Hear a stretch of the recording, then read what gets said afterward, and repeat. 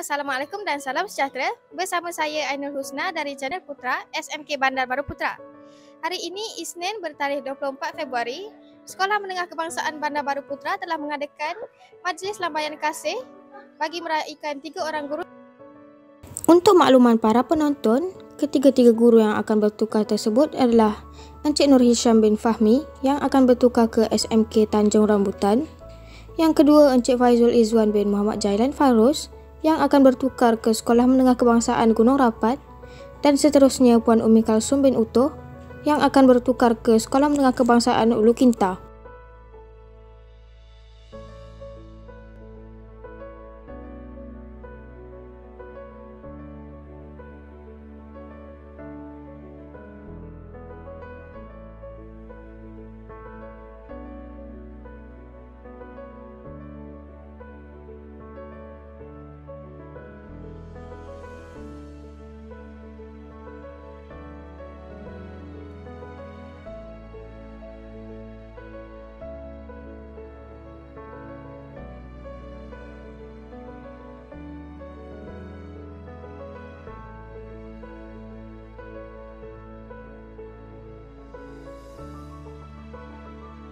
Baik, bersama sekali sekarang Cikgu Faizul dari Sekolah Menengah Kebangsaan Bandar Baru Putra.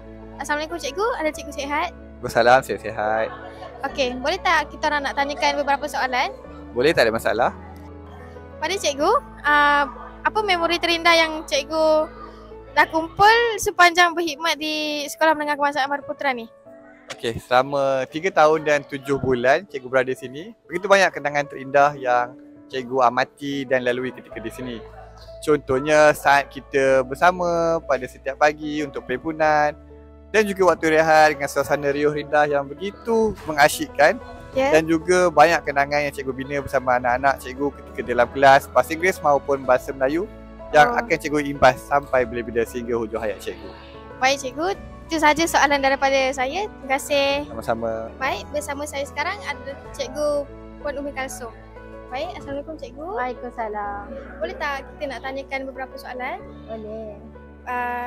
Apakah cabaran Cikgu, apakah cabaran terbesar Cikgu sepanjang menjadi guru kaunseling di sekolah ini? Okey.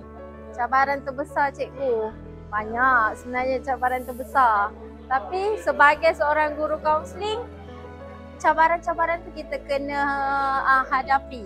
Kita kena anggap cabaran tu sebenarnya adalah pengajaran untuk kita, pengalaman.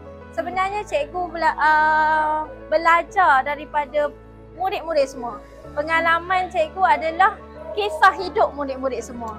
Macam mana yang diceritakan pada cikgu, masa itulah cikgu belajar macam mana nak jadi seorang guru kaunseling yang memahami, yang boleh didekati, yang boleh disandarkan harapan. Faham. Baiklah, itu sahaja soalan daripada saya. Terima kasih Cikgu. Sama. Itulah tadi majlis lambaian kasih Sekolah Menengah Kebangsaan Bandar Baru Putra. Sekian sahaja dari saya, Ainul Husna melaporkan channel Putra SMK Bandar Baru Putra.